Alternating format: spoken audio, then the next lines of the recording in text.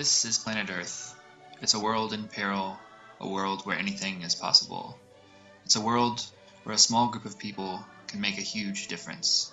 As we take a closer look at this pale blue dot, we find a little corner where a group of students works towards the radical notion that we should put our money where our mouths are, and that the time has come to divest from fossil fuels, for the sake of the planet, and more importantly, for each other. Though the movement for divestment from fossil fuels can trace its roots to the historic opposition to apartheid in South Africa, it was only 2 years ago that a campus student group was formed within the UMass Center for Education and Policy Advocacy, which was dedicated to empowering and engaging students with issues of climate justice and opposition to the university system's policy of investment in fossil fuels. The UMass Student Campaign for Divestment was born. I first heard about the group through social media, and after attending my first meeting in October, I knew that I'd found not only a great case study, but an important cause. People showed up to divestment meetings for a wide variety of reasons. Some came because their classes required them to pick a community service project. Some came out of sheer curiosity, and many wanted to learn more about what climate change meant for them. The following includes a few creative artist renditions of some students' reasons for their involvement in a divestment campaign. I'm here because I like spending time in nature. Climate change is an inevitable problem, and it's spiraling out of control. Climate change is not going to affect one person, but it will affect everyone. Why am I here? To fight the man! Climate change is the biggest existential threat to my life. I'm here to learn about environmental issues. It's our moral responsibility. Climate justice is the big thing. It includes issues of race, class, and gender.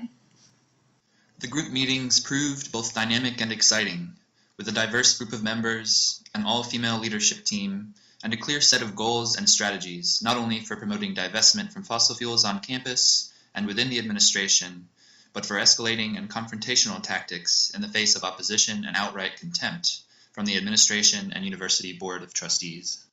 The university endowment represents over $750 million, some 2 to 4% of which is invested in fossil fuels. This is $15 to $30 million contributing to climate change. And while this number is a drop in the bucket for fossil fuel companies, for the UMass Divest organizers, it is a number that is simply unacceptable.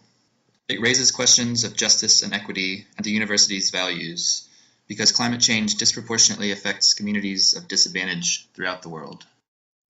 As a new ethnographic researcher, I was specifically interested in the frames, language, and learning which took place in this type of group setting, how complex issues of global climate and equity were communicated, both within and outside of the group, and whether certain knowledge was seen as implicit or explicitly discussed, whether learning was seen as an important part of joining and participating in the group. Over time, I also became more interested in group dynamics and the parallel structures of hierarchical and democratic group decision-making. I took a grounded theory approach to my research, attending a handful of meetings before forming my research questions. I thought it was important to get involved with the group as a participant before undertaking any research project, in order to better understand where they were coming from and where they wanted to go. After a series of setbacks over the past few years, the group was ramping up its organizing for a meeting and rally on December 10th. They were finally going to confront the Board of Trustees on the issue of divestment. The group has been given 3 minutes to speak before the Board of Trustees meeting.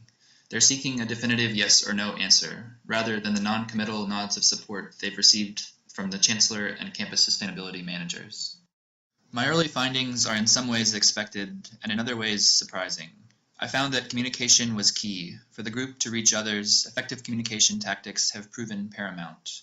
Leadership is also important, guiding not only strategic goals and tactics for the group, but facilitating in-group learning. And as a sort of marketing strategy, it became important for Divest UMass to take advantage of other events on campus and off, in addition to connecting climate change to other issues important to people. One thing is for sure, Divest UMass is not alone. Organizations as diverse as the Rockefeller Foundation, the Unitarian Church, and Stanford University have recently committed to divestment from fossil fuels, and hopefully by extension, investment in our future.